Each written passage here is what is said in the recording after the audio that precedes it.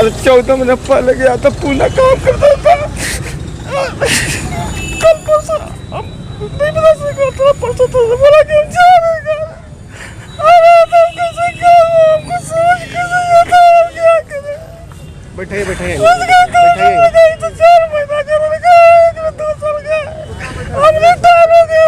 ठीक है, बैठिए बैठाइए, इनको बैठाइए बैठाइए।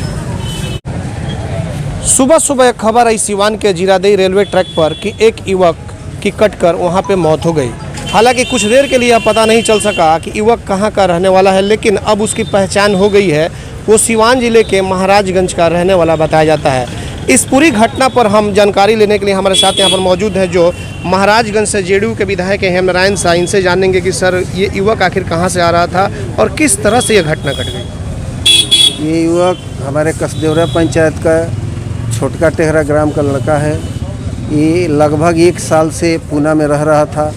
1 साल पर वो पूना से ट्रेन से आ रहा था। तो अब कैसे घटना हुई हम लोग तो चश्मदीद गवाह है नहीं, लेकिन जब गए तो देखे कि ट्रैक पर उसका सर धड़ से अलग है, कटा हुआ है, और उसका पहचान भी उसके साथ आधार कार्ड था, सब मोबाइल नंबर था, सब कुछ पहचान हो गया कि वही लड़का है। तो वही पूना से 1 साल पहले आ रहा था रिटर्न घर पे। तो ये क्या करते थे पूना में और लॉकडाउन में फंस गए? नहीं, लॉकडाउन में फंसा इसको नहीं कहेंगे।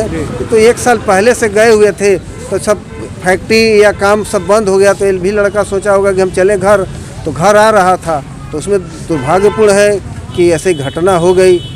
बहुत निंदनीय घटना है। अब कैसे हो गया ये तो अब जानकारी नहीं हमको, लेकिन हम लोग गए। इसके लिए आप सरकार के विधायक हैं, तो कुछ मुआवजे का इस तरह का कुछ उनके परिवार वालों को कुछ सहयोग कराएंगे? हम तो ये मांग करेंगे कि रेलवे उनको कम से कम 4 लाख मुआवजा जो आपदा में मिलता है, वो रेलवे 4 लाख मुआवजा इनको दे।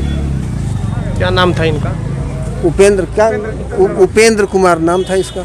उनके पिता का नाम राम प्रवेश प्रसाद। श्रीनिवास यादव भी यहाँ पे मौजूद है, इनसे हम बात करेंगे। श्रीनिवास जी, आप स्पॉट पे शायद गए हुए थे, कैसे क्या कुछ जानकारी मिली? देखिए, लड़का पूना से आ रहा था और निश्चित तौर पर ये भारत सरकार का दोष है कि लड़का लाने के लिए जो ट्रेन का व्यवस्था किया गया है, आज से कंटेनर सेंटर के द्वारा व्यवस्था किया गया कि एक ट्रेन में 1 सीट पर 2 से अधिक नहीं रहेगा। और उस परिस्थिति में अगर लड़का कोई गिर के मर जाता है तो सीधा सीधी रेल विभाग की दोष है।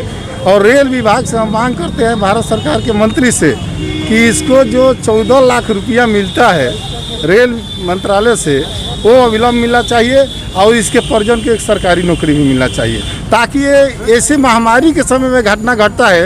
एक कोरोना जैसे जो विश्व के आपदा के तहत बहुत भारी पैसा दिया गया है सरकार की ओर से, तो हम निश्चित तौर पर उसी श्रेणी में कुछ ये क्लियर हो रहा है कि आखिर कैसे घटना घट गई। जैसे कि कुछ लोग इसे बता रहे थे, सुबह में जो अफवाहें उड़ रही थी कि सुसाइड हो गया, तो कुछ क्लियर हो रहा है? हमको ये समझ में नहीं आता कि सुसाइड का कहाँ से सवाल उठता है। जब ये लड़का पूना से आ रहा है और जीरादेई के पास इसकी घटना घटी है, अगर जीरादेई के रहता, ठेपा के रहता या अगल बगल गांव का रहता, तब वो जाके ट्रेन के पट्टी के नीचे कट जाता तो माना जाता। बाकी जो व्यक्ति पूना से आके जीरादेई तक आ जाएगा, महाराजगंज में आके घटना घटता कि हो सकता है कि घर के लोग डांटते तो महाराज जाके स्टेशन पर कट जाता, तब मानते कि आत्महत्या। बाकी आत्महत्या नहीं है, ये सीधा सीधी रेल विभाग का दोष है, रेल प्रशासन की दोष है। इसलिए रेल इसको मुआवजा उचित देनी चाहिए। तो जी बिल्कुल, आपने देखा कि कैसे यहाँ पे जेडीयू के विधायक या फिर समाज सेवी श्रीनिवास यादव से भी बात हुई और दोनों लोगों ने एक स्वर से रेलवे विभाग से मुआवजे की मांग की है। देखना यह होगा कि जिस युवक की मौत हुई है, क्या रेलवे विभाग उसके परिजनों को मुआवजा देता है या नहीं, यह तो आने वाला वक्त ही बताएगा। सिवान के सदर अस्पताल से हमारे सहयोगी आशीष कुमार गोलू के साथ चंदन कुमार, ATN लाइव सिवान। गर्मी से छुटकारा पाएं, आज ही ऑर्डर करें और होम डिलीवरी पाएं। कई मॉडलों में कूलर, पंखा व घरेलू वायरिंग के सामान मंगाएं। याद रखें, Manish infocom and mobiles, Makhdoom Sarai Mor, Siwan. Havells, Crompton, Philips और एंकर के एकमात्र अधिकृत विक्रेता मनीष इन्फोकॉम, मखदूम सराय मोड़, सिवान, जहां मिलेंगे एक से बढ़कर एक कूलर, पंखे, जो कि आपको कर देगा पूरी तरह कूल ही कूल। तो आज ही फोन घुमाएं और होम डिलीवरी पाएं। संपर्क नंबर है 99 340 19 286 और 99 340